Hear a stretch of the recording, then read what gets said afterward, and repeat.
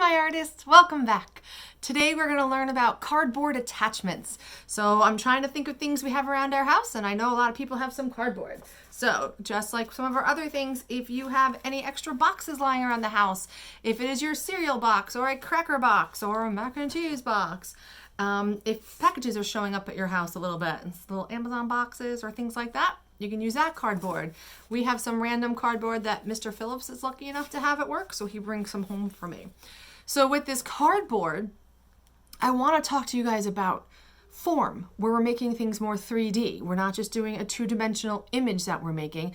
We're going to be giving it, going from flat to fat, trying to make something that if you make a sculpture, you can walk around it and see it. If you're making a toy, a robot, or anything like that, it's not a drawing of it, it's tangible. You can hold it, pick it up, and turn it around and move it.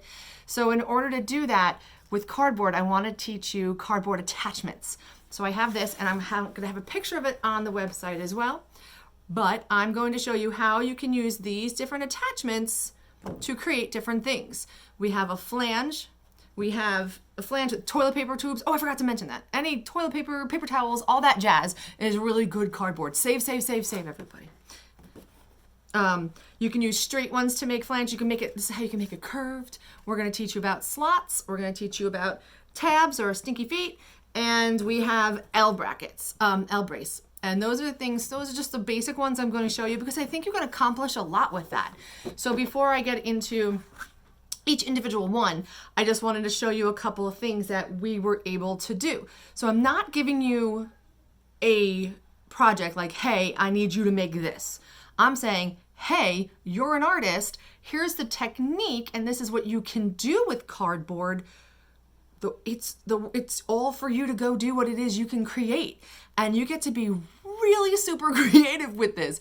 And I'm not gonna lie, I got a little nervous because without you guys in my life, sometimes I lose that creativity a little bit because watching you create and when you ask me if you can deviate from something a little bit, and I'm like, oh, of course. And it just makes me think of all different things. So without you, I was struggling. So I wasn't being brave and confident and wasn't feeling safe enough to be creative. But I got my mojo.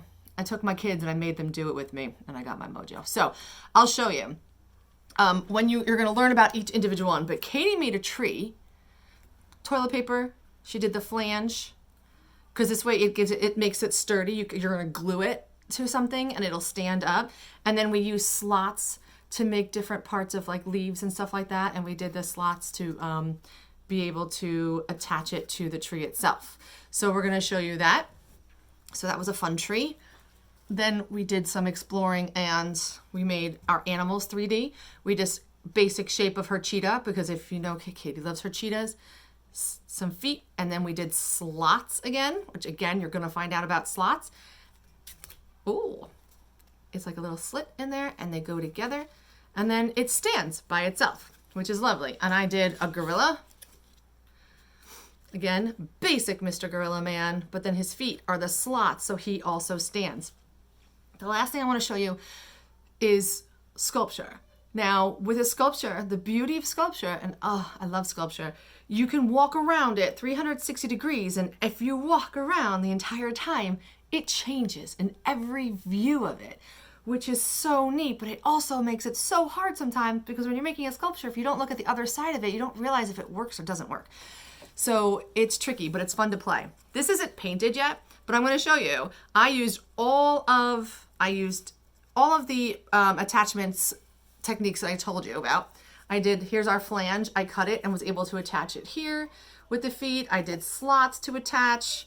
I did the tabs or the feet, and on this side I'm going to show you is the L bracket, but the L brace. Blah. But the only thing I just want you to watch is if you spin your sculpture, as you notice, it changes in every single aspect the entire time I go around.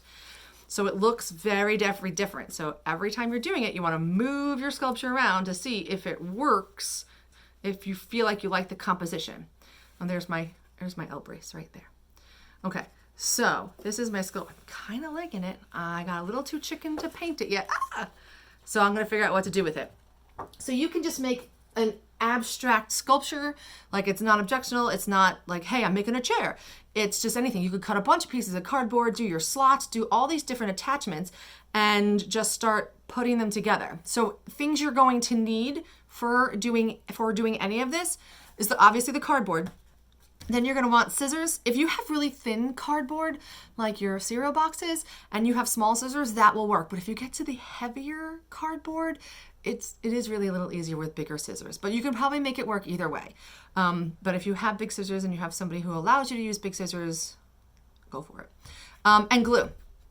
If you don't have glue and you have tape or a stapler, you can absolutely use that. I'm not 100% sold on glue sticks for it, but if you can get it to work, by all means. I know I said that for another project and somebody was kind enough to be like, hey, it worked with, I think it was the cardboard elephant. It worked with glue sticks. I was like, yes. But all these techniques are to help your cardboard experience and your form that you are making be really sturdy. Another thing is when you're doing if you decide to do like a regular sculpture or anything, you got to test it out. Nothing should fall off of it. That means it's nice and sturdy, okay? So I want you to watch how you do each one of these techniques, and then I want you to build something. Now, I don't expect to see this right away because some people might have to save up some cardboard, but this is something I don't want you to forget about in general, because I want to do more of this next year because it is way fun, and the sky's the limit. All right, my artists, enjoy watching the rest. Okay, so the first one we're going to do is called the flange. So we're simply going to be able to do this with toilet paper roll. And if you don't have a toilet paper roll, I'm going to show you how to make your own toilet paper roll pretty much with the flange. So all you need is this and your scissors.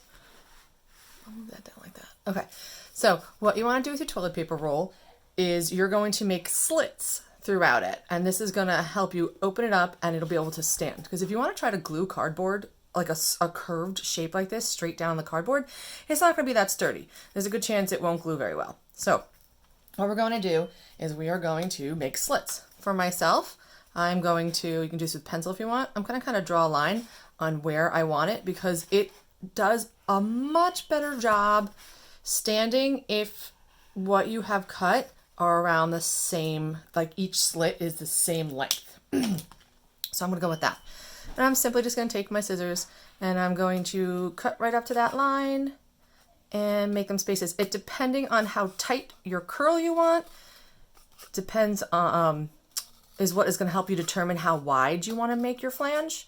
Right now I'm going to do this. You can always cut in a little deeper to make them, you can cut them again if you want to make them skinnier. So what you're going to do next is you're going to, where that line is, that's where you're going to bend. So it's actually kind of nice to have that line, because then it really helps you bend it. So you're going to put your thumb right by that line to help you bend up your pieces, and you're going to go all the way around and get them all nice and bent out.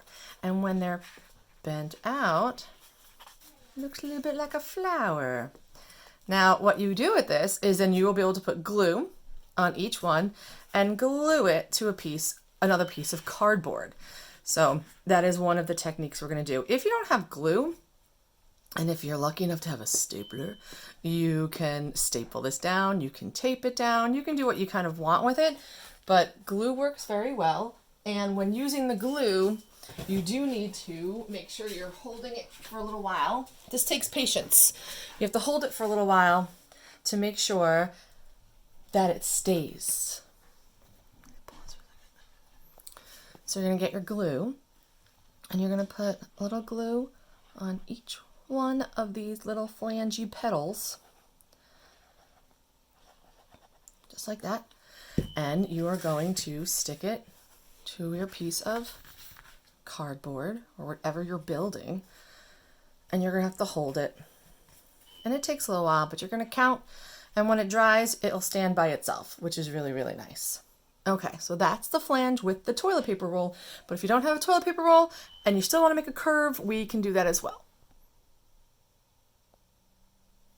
Okay, so if you don't have toilet paper tube, you can still make the flange, and you can make different curves as well. So I have a plain piece of cardboard, and you do not have to do this step. You can just go ahead and cut. But just to show you, I'm going to make myself my line, so I kind of have an idea that they're all going to be the same, because if you have like a slit up here and a slit down there, they're going to bend and it's going to get wonky. So I'm going to make my slits up to that line just like I did on the toilet paper roll. I'll try to go faster here for you. And then this way, when you're done, you can bend this piece of cardboard into so many different curved shapes and lines. And you don't have to be stuck with just the circle from that. But this is also another great technique to show the flange. Okay, so I've cut all my lines. And again, same process.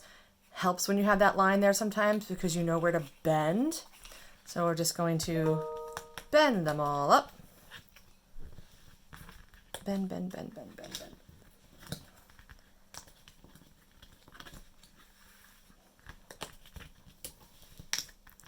Okay, now that we have this bent, we have them all. This now piece of paper, this can curve. You can go in, you can go make one that goes out and around like this. You can just make it stand in a curved shape if you want. You can make kind of whatever shape you want. Maybe you can make a letter. Oh, look, I made the number 6. You can make a giant pop-out poster. Ooh, now I'm getting creative. Awesome. So again, the same technique is you're going to flip it up. You're going to put little gluey marks all over, and then you are going to put it on whatever you are creating, and then just hold it. So here's another thing I learned. If you are making your own curve, it really is hard to sit there. I know I'm not that patient and hold this forever, especially because it's a curve, it'll pop. You can get a rubber band and put the rubber band around it so it at least locks its shape so it's easier to push down. But that is another technique to use with the flange. Okay, the next attachment I'm going to show you is slots. And you're going to be using 2 pieces of cardboard for this one. So with slots, you're going to take 2 pieces of cardboard and you're going to be able to insert them into each other and they will stay together. So I have these 2 right here, and I personally like to give myself some lines.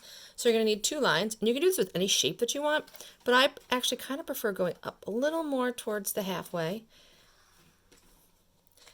And if you have thick cardboard, like this corrugated cardboard where it has all the holes inside, it can be a little tricky just to slit them into each other. So what I like to do is try to cut almost around this line that I have drawn on both sides. And look at that, right there. And you can just snip that right out. So this way it won't really bend so much when you put them together, and you won't have such a difficult time putting them in. So again, around the sides of the line you have drawn, there's your little piece, and you can snip it or tear it out. So now you have these 2 pieces and they both have a nice slot cut into it. So just like a puzzle piece almost, they're going to slide, well, not like a puzzle, but slide into each other. And so that makes it really nice and sturdy, and they can stand on their own. So whatever sculpture you're making or whatever project you want to make with this, some design, some piece of artwork, this is really nice and sturdy and it's not going anywhere, and this is what we want. So then you can, do whatever you would like with it the next part. That's up to you. I don't want to give you too much information. But we did, Cadence and I made leaves for a tree using slots. So you can see we took corrugated cardboard, but we made it in like organic shapes. And then we put them inside each other. And then we cut another slot and we attach it to a tree branch, which I'll show you in a little bit. One of the other things I did with slots was I drew this fun little gorilla. And I snipped slots down there. I made his feet because making slots makes things that give it a little more form. So you can wiggle them in there. I didn't really cut the wide one because this is really skinny cardboard. So you don't really have to do the double cut like around your line. And this way my gorilla can stand. So you can make a whole bunch of different animals too. Okay, now I'm going to show you tabs. Tabs is when you get a little piece of cardboard and you make little slits, but you're going to bend them in opposite ways so your little structure can stand. It's like giving it little feetsies. Okay, so for tabs, you're going to get your piece that you're using, and very similar to the flange, we're going to make some feet. We're going to go, let's see. There we go. You're going to snip, trying to make them the same length so you have good structure. And instead of folding them all the same way like we did with the flange, we're going to bend them in the opposite direction. So it's kind of like a pattern. So you'll have one that comes towards you and one that goes the other way. See? Then so one that goes this way and one that goes the other way. And then you will glue them just like the tabs, just like the flange, and it will stand. This makes like a good wall. You could use it if you're making a gate, or if you just want something to stand on your sculpture just nice and freely. So you will glue, take some glue, and you will glue it on the feet. And again, when you're using glue, you have to be patient and let it do its job. So then you're going to push it down, hold it for a count of 10, and they will be able to stand. Okay, now this attachment is called the L brace because it makes an L shape. It's when you can take two pieces of cardboard, 1, 2, that are not connected, and connect them by taking a third piece and folding it into an L. This would be really great for like making walls and things and structures like that. Okay, so the L brace, it's when you want to attach two pieces without like using the slots or without using the feet we were talking about before. So what you're going to do is you're going to get two pieces of cardboard, and if you want to attach them, say you want to attach them like this, or you want to attach it like this, freestanding, this is where the L brace comes in handy. I'm going to hold it here in a funky manner. So you're going to have your two pieces where you want them to be, and then you have a smaller piece, and you're going to take this smaller piece, and you're going to bend it into, that's right, the L shape. Now, if you're using corrugated cardboard like this, you're going to see that it has all these holes in here. And if you cut it the right way, where it actually is, you can see like where those holes are, it'll bend real nice and easy for you. So I'm going to get a little different here, and I'm going to attach it just like this. So what you're going to do is take the glue and put it on the back of your L. So on the, like here's your L, it's on the outside of your L. Little glue, little glue. Again, patience is key. I'm going to take this guy, I'm going to put him like this on a diagonal, and you're going to find out where you want to put it, and you're going to hold it. Make sure you have to be patient for these. So you have to hold it until your glue is a little drier, probably like 10 seconds, and then it'll be very well supported if you're making a wall, if you're making a structure like that, or anything you really want to do with it. And once that's dry, you can see it's all nice and attached, and you can do it in any kind of section that you want. So that is your L brace. Mine's still not dry very well, so I'm going to hold on to it. That's your L brace. While mine was drying, I realized it's really kind of sagging in the side, so I'm just going to give it a little more structure and put it right on the other side of this as well. Again, I'm gluing the outside of my L. Oopsie daisy. I'm just going to help give it a little more. I want it to stand straight up. So I guess it depends on sometimes your cardboard. There you go. Look at that. So now it's perfectly standing up the way I want it, and I can do whatever I want with this next. But that's just a sample of it.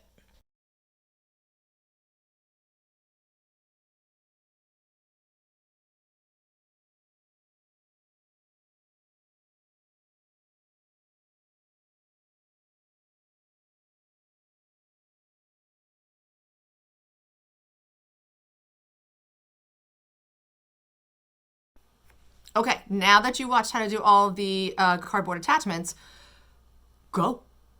Create. And if it's gorgeous outside, create it outside. It's okay. Just don't let, just keep creating. All right, whatever it is, guys. All right, I miss you.